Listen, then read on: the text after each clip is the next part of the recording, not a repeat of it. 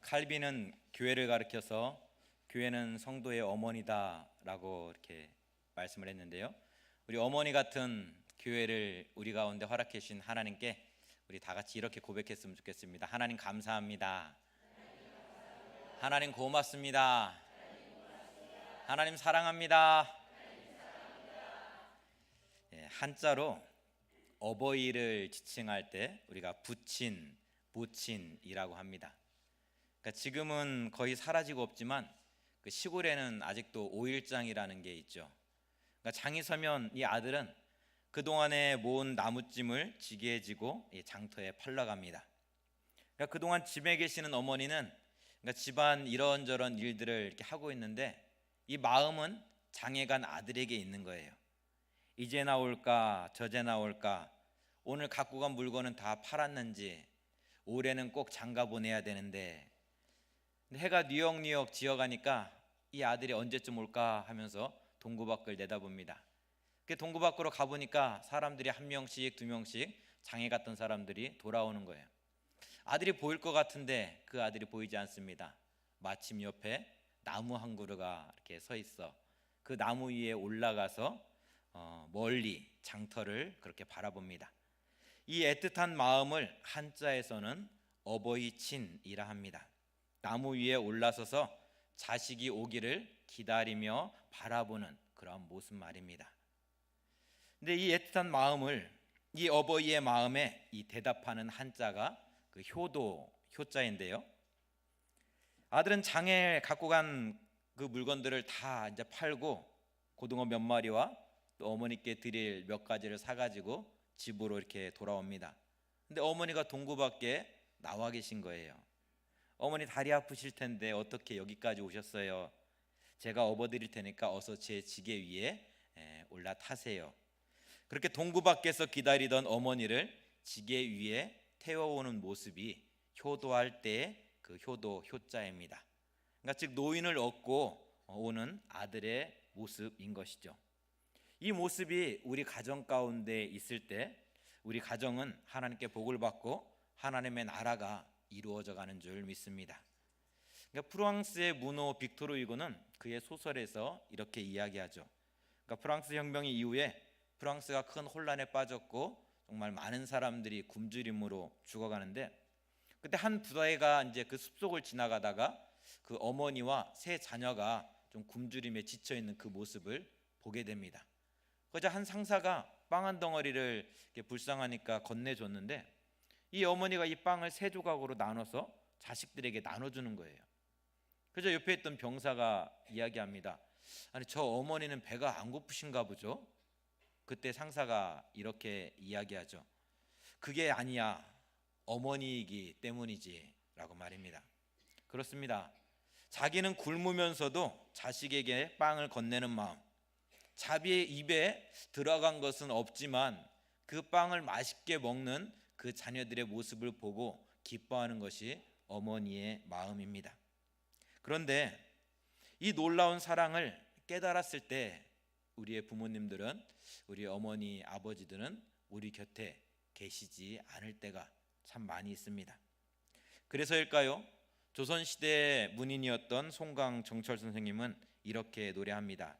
어버이 살아실제 섬길 일난 다야라, 지나간 후이면 애달다 어디 헛지아리, 평생에 고쳐 못할 일이 이뿐인가 하노라. 그러니까 부모님이 살아계실 때 정말 많이 사랑하고 또 많이 찾아뵙고 많이 고맙다고 감사하다고 이야기하라는 거예요. 오늘은 어버이 주일입니다. 기독교를 잘 모르는 사람들은 우리 기독교인들이 조상 제사를 드리지 않는다 해서 부모를 공경하지 않는 사람들이다 라고 이야기도 합니다. 그런데 그건 정말 기독교를, 교회를, 말씀을 잘 모르는 사람들의 이야기죠. 하나님은 인간과 인간 사이에서 그 인간이 지켜야 될 첫 번째 계명을 내 부모를 공경하라 말씀하셨습니다. 심지어 출애굽기 21장 17절에 보면 자기의 아버지나 어머니를 저주하는 자는 반드시 죽이라 말씀하고 있습니다. 그만큼 부모를 공경하는 일은 해도 되고 안 해도 되는 일이 아니라, 그런 선택의 문제가 아니라 반드시 해야 되는 순종의 문제라는 것입니다. 그러니 출애굽기 20장 12절의 말씀, 내 부모를 공경하라 그러면 내 하나님 여호와가 내게 준 땅에서 내 생명이 길리라. 이 말씀은 내 하나님 말씀에 순종해라 그리하면 내 하나님 여호와가 내게 준 땅에서 내 생명이 길리라는 말씀으로 읽어질 수도 있는 것입니다. 이렇듯 가정을 향해서 하나님이 주시는 말씀을 살펴보면, 아내들아 범사의 남편에게 복종해라, 남편들아 아내 사랑하기를 그리스도께서 교회를 사랑하신 것 같이 하라, 아비들아 너희 자녀를 노엽게 하지 말고 오직 주의 교훈과 훈계로 양육하라. 이렇게 해도 되고 이렇게 해도 되는 선택의 문제가 아니라 하라는 거예요. 그렇게 하라는 거예요. 존중하고 복종하고 사랑하고 노엽게 하지 말라는 거예요. 그 말씀에 우리는 아멘 하고 순종해야 되는 거예요. 그런데 우리는 어떻습니까? 맞는 말이죠. 그게 틀린 말인가요? 그런데요, 그렇게 할 수 없습니다. 하나님도 아시잖아요. 저희 남편 어떻게 저 사람을 제가 존중합니까? 복종합니까? 아유, 안 돼요, 안 돼. 그러자 또 남자들이 그래요. 아유, 하나님 좀 사랑할 행동을 해야 사랑하지요. 안 돼요. 그냥 이대로 그냥 살게 놔두세요. 근데 부모들은 그래요. 하나님이 부모 되셔보셨어요? 어떻게 죄를 갖고 노엽게 하지 말라는 말을 하실 수 있습니까? 그렇게 이야기를 합니다. 그런데 하나님은 그렇게 하나님의 말씀에 순종하는 것이, 존중하고 사랑하고 노엽게 않는 것이 하나님의 말씀대로 살아가는 삶이요 여호와를 경외하는 모습이라고 오늘 우리에게 말씀하고 있는 거예요. 이래서 안 돼요, 저래서 못 해요, 그거는 하나님을 경외하는 모습이 아니라는 거예요. 내가 하나님을 사랑한다 이야기한다면, 고백한다면, 하나님이 날 사랑하고 있다라고 정말 믿음으로 고백한다면 우리는 그 말씀 앞에 순종해야 되는 거죠. 시편 128편은 말씀하고 있습니다. 여호와를 경외하며 그 얘기를 걷는 자마다 복이 있도다. 내가 내 손이 수고한 대로 먹을 것이라. 내가 복되고 형통하리로다. 내 집 안방에 있는 내 아내는 결실한 포도나무 같으며 내 식탁에 둘러앉은 자식들은 어린 감람나무 같으리로다. 여러분은 여러분의 남편의 모습이, 여러분의 아내의 모습이, 여러분의 자녀들의 모습이 어떠하길 기도하고 있습니까? 정말 레바논의 백향목처럼 정말 든든한 모습으로 정말 서 있기를 기도하지 않습니까? 막 결실한 포도송이처럼 너무나 복스럽고 아름다운 모습으로 서 있기를 기도하고 있지 않습니까? 하나님께 사랑받고 사람들에게 사랑받는 그런 감람나무와 같은 그런 존재가 되기를 기도하고 있지 않습니까? 그러면 여호와를 경외하라는 거예요. 당신은 왜 레바논의 백향목 같지 않아? 당신은 왜 가시나무 같아? 이야기할 것이 아니라 내가 먼저 여호와를 경외하라는 거예요. 내가 하나님의 말씀에 순종하고 내가 먼저 여호와를 경외하면 놀라운 것은 내 눈에 내 남편이 그렇게 보인다는 거예요. 내 눈에 보이는 대로 우리의 남편들이 세워져 가는 줄 믿습니다. 내 눈에 보이는 대로 우리의 아내들이 그렇게 세워져 가는 줄 믿습니다.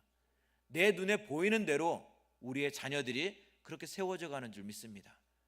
하나님은 말씀하시는 거예요. 내가 여호와를 경외하게 될 때 내 남편이, 내 아내가, 내 자녀들이 정말 사랑받는 존재로, 존경받는 존재로 세워질 거라고 말입니다. 한 번은 교회에서 정말 신실한 집사님의 가정인데 너무나 예쁘게 신앙생활한다라고 소문난 가정인데 이 가정, 이 부부가 정태기 목사님을 찾아왔다고 합니다. 그러니까 찾아온 이유인즉 우리가 이혼을 해야 되겠으니 이혼하기 전에 상담을 좀 한번 해주십시오 라고 찾아왔다는 거예요.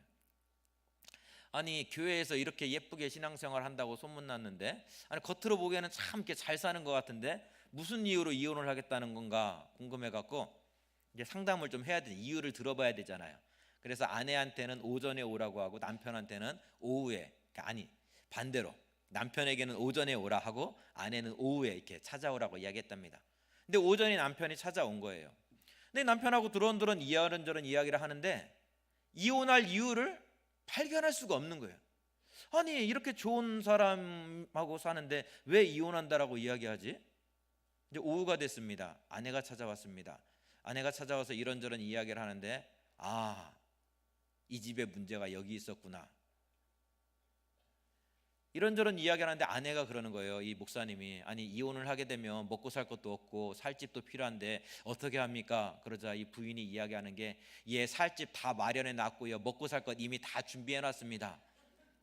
그래서 이 목사님이 궁금해가지고 아니 어디서 그런 돈이 나갖고 살 집도 장만하고 먹고 살 것도 다 준비해 놨습니까? 그러자 이 부인이 뭐라고 이야기하냐면 결혼할 때부터 열심히 준비해 놨습니다. 그러니까 결혼하면서부터 준비했다는 거예요. 그래갖고 이 목사님이 이 부인한테 이랬다고 합니다. 집사님은 도둑 X야. 이혼할 때 이혼하더라도 가서 그 집 팔아서 그 재산 다 남편에게 주고 나서 그 다음에 이혼해 라고 이야기를 했답니다. 한참을 이야기를 나누는데 그 아내가 그렇게 하는 이유가 이제 발견되어지는 거예요. 이 부인이 아버지에 대한 아픔이 있었는데 그 아픔 때문에 남편을 믿지 못하고 결혼할 때부터 남편 몰래 돈을 모으고 따로 집을 사고 막 해놨던 거예요. 그러니까 결혼하면서부터 지금까지 헤어질 날만을 이렇게 계속 준비하고 있었던 거죠. 근데 목사님을 만나고 나서 집에 쭉 돌아와서 기도를 하는데 성령님께서 자꾸 이 마음 가운데 이런 마음을 주시더라는 거예요. 내 남편은 내 아버지가 아니야 라는 마음을. 하나님, 저는 이혼하길 원합니다. 정말 이혼 소송 잘 되게 도와주세요라고 기도하려고 딱 무릎 꿇으면 성령님이 마음 가운데 계속 이런 마음을 주시는데 내 남편은 내 아버지가 아니야. 내 남편은 내 아버지가 아니야. 그렇게 한참을 울면서 기도하고 나니까 이 마음속에 응어리졌던 것들이 싹 풀어지는 거예요. 아버지에 대한 미웠던 어떤 그런 생각들이 싹 없어지고 아버지와 좋았던 어떤 모습들이 이 깊은 곳에서 한 개씩 한 개씩 떠오르는 거예요. 그러면서 아버지가 정말 나에게 미웠던 분만이 아니라 나에게 너무나 고맙고 너무나 소중하고 너무나 귀한 존재였구나. 내가 그 사실을 잊고 있었구나. 깨닫지 못하고 있었구나. 근데 더 놀라운 거는 이 살결만 부딪혀도 막 소름이 돋던 이 남편의 목소리가 너무나 살갑게 막 귀에 들려오는 거예요. 너무나 사랑스럽게 들려오는 거예요. 어떻게 됐을까요? 아들, 딸 잘 낳고 지금 잘 살고 있다고 합니다. 남편에게, 아내에게 우리는 변화라 이야기하죠. 자녀들에게, 자식들에게 너 이렇게 좀 똑바로 살아라 라고 이야기합니다. 그런데 하나님은 우리에게 그렇게 말씀하지 않습니다. 내가 하나님을 만나고 내가 하나님을 경외하고 내가 말씀에 먼저 순종하면 이 가정 가운데 하나님의 나라가 세워진다라고, 이루어진다라고 하나님은 우리에게 말씀하고 있는 거예요. 창세기 5장에는 10대에 걸친 이 아담의 족보가 기록되고 있습니다. 그런데 이들은 한결같이 자식을 낳고 몇 년을 살다가 몇 세에 죽었더라라는 말로 이 이야기가 끝을 맺고 있습니다. 아무리 오래 산 무두셀라도 결국은 낳고 999세를 살다가 죽었다라는 말로 그 결론을 맺고 있습니다. 그런데 한 사람 에녹만큼은 죽었다라고 끝맺지 않고 하나님이 그를 데려가셨다라는 말로 그 끝을 맺고 있습니다. 다 죽었다라는 말로 끝날 때에 살았다라는 말로 끝나는 사람이 있더라는 거예요.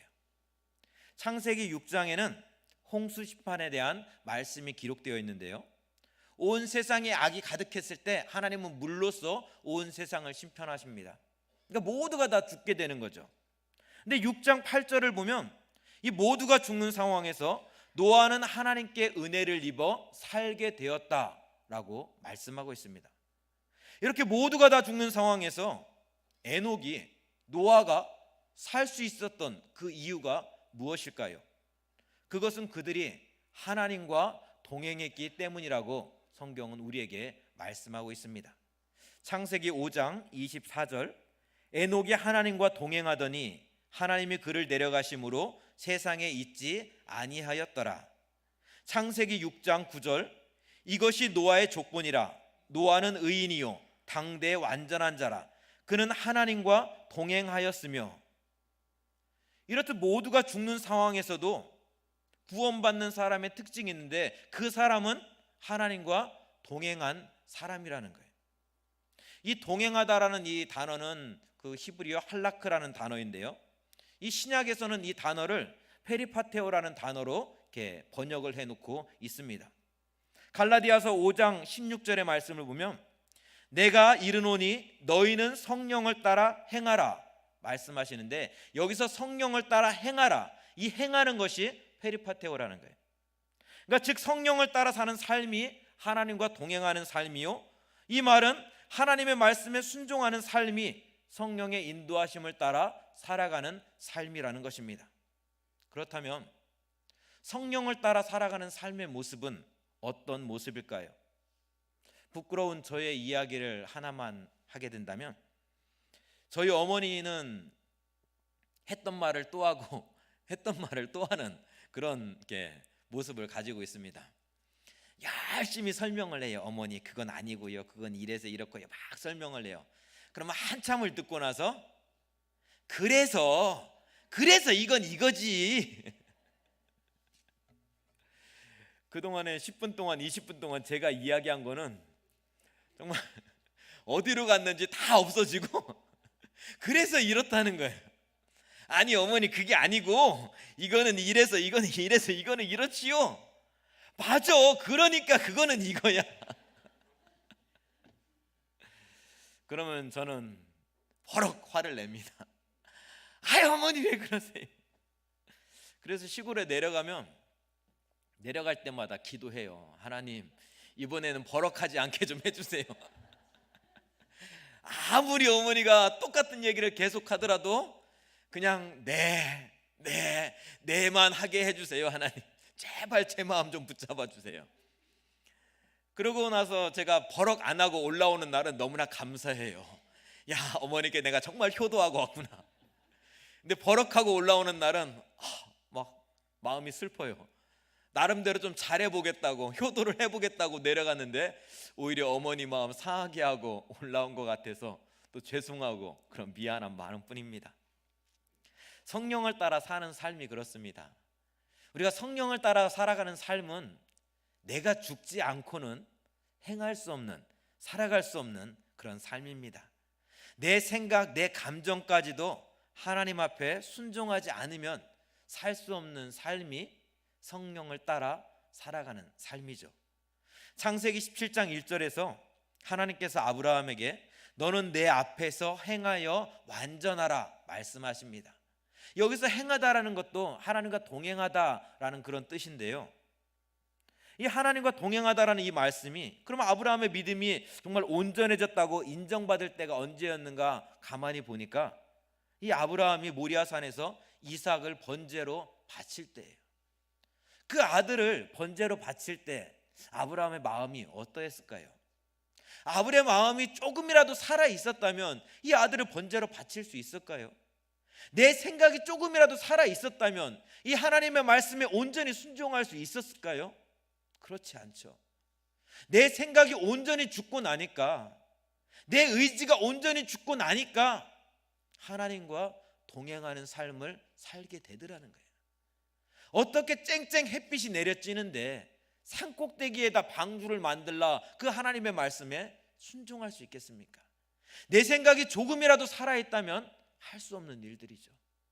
하나님 앞에서 온전히 내가 죽고 나니까 하나님과 동행하는 삶을, 성령을 따라 사는 삶을 살게 되더라는 거예요.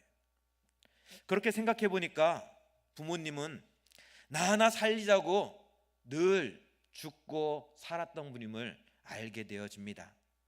화가 나도 마음에 들지 않아도 부모님은, 어머님은 그렇게 참고 기다리셨습니다. 남들 다 손가락질해도 어머니만큼은 나를 품어주셨습니다. 사람들이 다 안 된다라고 이야기해도 어머니만큼은 괜찮아 감싸주시는 거예요. 그때 어머니의 마음이 어땠을까요? 정말 속이 문드러지고 속이 다 녹아내리지 않았을까요? 그렇게 나를 죽이고 또 죽여서 우리를 사랑한 것이 어머니의, 부모의 사랑이라는 거예요. 어디 그뿐인가요? 하늘 아버지는 저와 여러분을 위해서 십자가에서 모든 것을 다 내려놓으셨습니다. 나를 살릴 수만 있다면 하나님의 자리까지도 내어놓고 십자가에서 죽으신 사랑이 하늘 아버지의 사랑인 것입니다. 여러분, 아직도 죽지 못한 부분이 있습니까? 내 부모를 공경하라는 말씀에 순종하지 못하게 하는 그런 이유가 아직도 남아 있습니까? 그 아버지가, 그 어머니가 나를 위해서 먼저 죽으셨다는 것을 기억하십시오. 내가 죽어서 내 부모를 공경하는 것이 아니라 부모가 먼저 죽었기에 오늘 내가 이렇게 살고 있음을 기억할 수 있기를 원합니다. 나에게 순종하라 말씀하시는 하늘 아버지께서 나를 위해 먼저 십자가에서 죽으셨음을 기억할 수 있기를 원합니다. 이 놀라운 사랑을 잊지 않는 사람이 은혜를 아는 사람이요 은혜 받은 백성으로 살아가는 사람인 것입니다. 두 번째로, 하나님은 하나님의 말씀에 순종했을 때 내 생명이 길리라 말씀하셨습니다. 여기서 생명이 길다라는 말을 우리가 육체적으로 죽지 않고 영원히 산다라는 말로 이해하면 안 될 것 같습니다. 하나님의 말씀에 순종했던 노아도, 하나님과 동행했던 아브라함도 육체의 죽음을 맞이했기 때문에 그렇습니다. 하나님이 그 생명을 15년 연장시켜 주신 히스기야 또한 그렇게 하나님께로 부름을 받았기 때문이죠. 그럼 이 땅에서 내 생명이 길리라 이 말씀하시는 말씀을 우리는 어떻게 받아들여야 될까요? 저는 할머니의 죽음을 통해서 이 말씀의 뜻을 깨닫게 되었습니다. 여러분은 저녁에 잠을 주무시면서 죽는다라고 생각하고 주무시는 분이 계신가요? 나 오늘은 너무나 피곤한데, 새벽부터 막 교회 나가가지고 너무나 피곤한데 나 일찍 자야 되겠어 라고 생각하면서 나 일찍 죽어야 되겠어 라고 생각하는 분 계신가요? 아무도 안 계세요. 내일 아침에 일어날 것을 알기 때문에, 믿기 때문에 나 피곤하니까 나 빨리 잘 거야. 왜? 내일이라는 시간이 기다리고 있다는 것을 우리는 알기 때문이죠. 그런데 저녁에 잠을 잤는데 아침에 일어나지 않으면 어떻게 된 거죠? 죽은 거예요. 간단합니다. 저녁에 잠을 잤는데 아침에 눈을 뜨지 않으면 우리는 천국에 가 있는 거예요. 하나님과 동행하는 사람의 모습이 그렇습니다. 하나님이 멀리 계신 분, 정말 하나님의 나라가 먼 나라가 이야기 아니라 늘 내 곁에 계시는 분, 늘 나와 함께 하시는 분, 지금 내 삶이 영생의 삶이라고 생각하는 사람은 내가 잠을 자고 내일 아침에 눈을 뜨면 하나님께서 허락하신 하루의 삶을 더 살아가는 것이지만, 내가 여기서 눈을 감고 잠을 자서 천국에서 눈을 뜨면 천국에서 내 삶이 계속 시작되는 거예요. 천국의 삶을 살아가는 거죠. 그러니까 잠자다 깨서 새벽을 맞이하는 것이나 잠자다 깨서 하나님 품에 안기는 것이 똑같은 삶이라는 거예요. 그러니 죽음의 권세가 더 이상 그를 다스리지 못하는 거예요. 더 이상 죽음이 두려운 게 아니에요. 무서운 게 아니에요. 너무나 평안히 잠을 자다가 죽음을 맞이하는 거예요. 두렵지가 않은 거예요. 오늘 내가 잠을 자고 내일의 삶을 살아가듯이 내가 지금 여기서 잠을 자고 나는 천국에서 천국의 삶을 살아갈 것이기에, 영생의 삶을 내가 계속해서 살아갈 것이, 지금 이 자리에서 살고 있는 그 영생의 삶을 앞으로도 계속 살 것이기 때문에 그렇습니다. 그러하기에 오늘 우리에게는, 우리 자녀들에게는 위대한 사명이 남겨져 있다는 것을 우리는 기억해야 합니다. 이 땅에서의 가장 큰 선물은 홍삼 세트 사들고 부모님께 찾아가는 게 아니에요. 이 땅에서의 가장 큰 선물은, 오늘 우리가 우리의 부모님들에게 드려야 될 가장 큰 선물은 구원이라는 거예요. 영생이라는 거예요. 마지막 임종을 앞두고 두려웠다는 것이 아니라 너무나 기쁘게 너무나 평안히 그 시간을 맞이할 수 있는 영생의 삶을 우리는 선물로 전해드려야 되는 거예요. 부모님이 살아계신 분들은 오늘이라도 당장 달려가서 이 복음을 전할 수 있기를 원합니다. 죽지 않고 영원히 사는 삶을 선물로 안겨드릴 수 있기를 원합니다. 더 이상 죽음의 권세 아래 사는 것이 아니라 영생의 삶을 살아갈 수 있는 그 길을 가르쳐드릴 수 있기를 원합니다. 그 일이 가장 큰 효도요, 부모를 공경하는 일이요, 성령의 인도하심에 순종하는 삶인 것입니다. 부모님이 돌아가셔서 아쉬움의 눈물을 흘리고 계시는 분들이 계십니까? 하나님이 맡겨주신 부모의 사명을 감당할 수 있기를 원합니다. 자녀들에게 믿음의 유산을 물려주실 수 있기를 바랍니다. 시편 112편 1절에서 3절은 우리에게 말씀하고 있습니다. 여호와를 경외하며 그의 계명을 크게 즐거워하는 자는 복이 있도다. 그의 우손이 땅에서 강성하며 정직한 자들의 우손에게 복이 있으리로다. 부와 재물이 그의 집에 있으며 그의 공의가 영구히 서 있으리로다.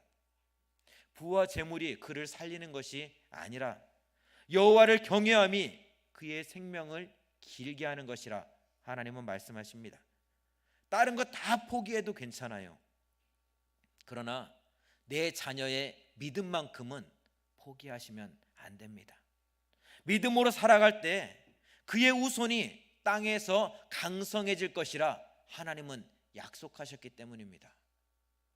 몇십억짜리 유산을 물려줌으로 말미암아 그의 후손이, 그의 삶이 강성해지는 것이 아니라 믿음으로 살아갈 때, 여호와를 경외하며 살아갈 때 그의 후손이 땅에서 강성해질 것이라 하나님 약속하셨기 때문입니다. 신방을 하면서 장로님 가정에 신방을 한 적이 있습니다. 신방을 갔더니 벽에 연필로 그린 그림이 한 점 있었습니다. 그러니까 권사님께서 아들이 그렸다라고 열심히 이렇게 자랑을 하셨어요. 근데 그 그림을 보고 집에 돌아와서 정말 많이 울었습니다. 너무 많이 힘들었을 텐데, 정말 힘들었을 텐데 하면서 말입니다. 그리고 믿음의 가정에서 신앙의 대를 이어가면서 살아가는 것이 저렇게 대단한 거구나, 야, 정말 대단하구나 라는 것을 정말 고백했습니다. 사람들은 견디기 힘든 고통을, 아픔을 경험할 때 방황하거나 때로는 술을 의지해서 살아갑니다. 가정이 무너지고 신앙이 흔들려도 너무나 힘들기 때문에 내가 너무나 힘들어서 어쩔 수 없었다라고 이야기를 하죠. 너무나 힘드니까 그냥 놔두세요 라고 이야기를 합니다. 그런데 그 아들은 그 아픔을 믿음으로 이겨내고 있었습니다. 그렇게 하얀 도화지에 수백 번, 수천 번의 연필 자국이 지나갈 때마다 아픔이 변하여 산송이 되었고 눈물이 변하여 소망이 되는 그 모습을 경험했습니다. 그렇게 아픔의 시간은 기도의 시간이었고 그 시간은 하나님의 영광로 속에서 더 정결하게 세움받는 시간이었습니다. 저는 그 그림을 보면서 정말 믿음으로 승리한다는 모습, 승리한다는 것이 바로 저 모습이구나. 우리 집안에 목사가 몇 명이고 장로가 몇 명이다라고 말씀하시는 것이, 야, 그냥 하는 말이 아니었구나. 정말 믿음의 대를 쌓아가면서 믿음으로 살아가는 정말 가정이 저렇게 힘이 있구나. 저 큰 환난이 찾아왔는데도, 저 큰 고난이 찾아왔는데도 저것을 믿음으로 이겨내는구나. 부러운 마음이 있으면서도 한편으로 그런 결단이 생기더라고요. 하나님, 우리 가정도 그렇게 쓰임받기를 원합니다. 조나단 에드워드의 가정을 통해서 미국을 세우셨던 것처럼 우리 가정을 통해서 하나님 이 나라와 이 민족을, 생명의 역사를 써내려 가달라고 그냥 기도하게 되더라고요. 부모를 공경하라는 말은 동서고금을 막론하고 아무리 강조해도 틀리지 않은 말이요, 반드시 순종해야 되는 말임에 분명합니다. 그러나 오늘 우리는 여기서 한 걸음 더 나아가서 이 가정이 믿음의 가정 되기를 기도하며 결단할 수 있어야 될 것입니다. 단순히 잘 먹고 잘 살기를 위해서 기도하는 것이 아니라 조나단 에드워드의 그 가정과 같이, 그런 가문과 같이 하나님, 믿음의 대가 더해갈수록 이 가정을 통해서, 이 가문을 통해서 이 나라를 살리시고 이 민족을 살리시고 온 열방을 살리는데 쓰임받기를 원합니다. 그렇게 우리 가정을, 우리 자녀들의 삶을, 우리 가문을 그렇게 사용해 주십시오. 그렇게 하나님의 영광 위에 쓰임받기를 기도하며 기뻐할 수 있기를 원합니다. 같이 기도하겠습니다. 하나님 감사합니다.